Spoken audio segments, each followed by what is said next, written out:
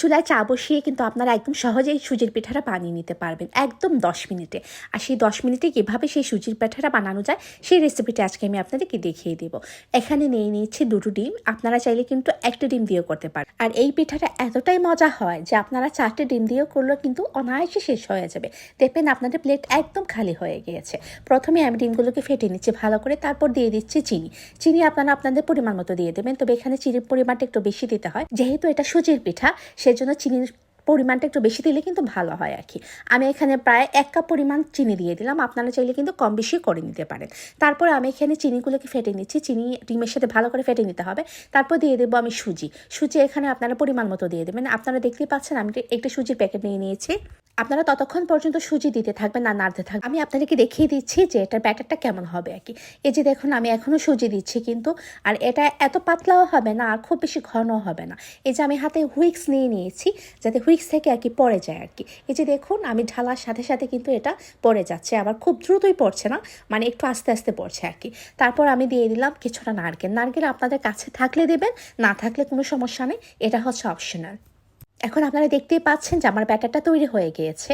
আর এটা কিন্তু খুব দ্রুতই ভাজতে হবে, কারণ আপনি যদি একটু পরে ভাজেন তাহলে দেখা যায় কি মানে সুজিটা একদম সফট হয়ে যাবে আর কি, আর সুজি মনে হবে না।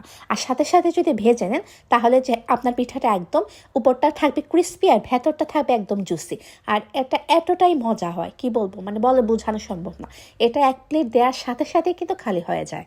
পিঠাটা ভাজার জন্য প্রথমেই কিন্তু আমি তেল দিয়ে দিয়েছি, আর তেলগুলোকে কিন্তু খুব ভালো করে গরম করতে হবে। তারপরে একে একে বড়ার মতো পিঠাগুলো ছাড়তে হবে। আর পিঠাটা ছাড়ার পর কিন্তু নাড়া যাবে না, কারণ পিঠাটা যখন ছাড়বো আমি তারপর কিন্তু কিছুক্ষণ পর্যন্ত অপেক্ষা করব যাতে পিঠাটা আর কি উপরে ফুলে ওঠে।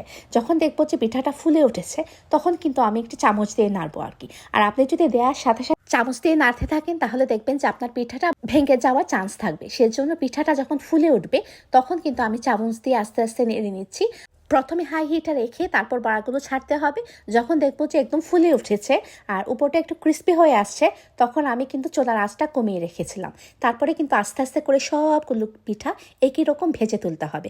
এই যে দেখুন হয়ে গেল আমার একদম সহজভাবে সুজির পিঠা।